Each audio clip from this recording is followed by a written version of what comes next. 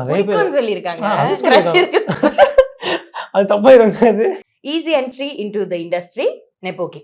இந்த நெப்போக்கிட்ட வார்த்தை இப்போ ஒரு பிசினஸ் மேன் பசங்க அவங்க பிசினஸ்ல வரலாம், தப்பில்ல. ஒரு டாக்டர் பசங்க டாக்டர் படிச்சா டாக்டர் ஆனா அது தப்பில்ல. ஒரு கடை வச்சிருக்காங்க அந்த பிசினஸ் நெக்ஸ்ட் ஜெனரேஷன் கண்டினியூ பண்றாங்கன்னா தப்பில்ல. அதே இண்டஸ்ட்ரியில இருக்கிறவங்க நெக்ஸ்ட் அவங்க பசங்க இண்டஸ்ட்ரி கூட வராங்கன்னா அது எப்படிங்க தப்பாகும்?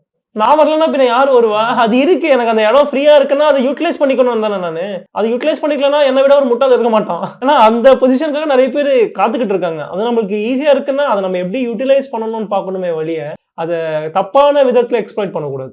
அப்படி பார்த்தா இண்டஸ்ட்ரியில வந்தவங்க எல்லாருமே சக்சஸ்ஃபுல்லா இருக்கணும்ல. இப்போ விஜய் சாரே எடுத்துக்கிட்டீங்கன்னா அவங்க அப்பா டைரக்டர் தான் ஃபர்ஸ்ட், அவருக்கும் அப்படிதான் சொன்னாங்க. இப்போ அவர்கிட்ட அவரு சொல்லலையா? அவரு ஏன் சொல்லல? அவருனா அத்தனை வருஷம் கஷ்டப்பட்டு அவருக்குன்னு ஒரு பேரு வர்றதுக்கு அத்தனை வருஷம் ஆச்சு.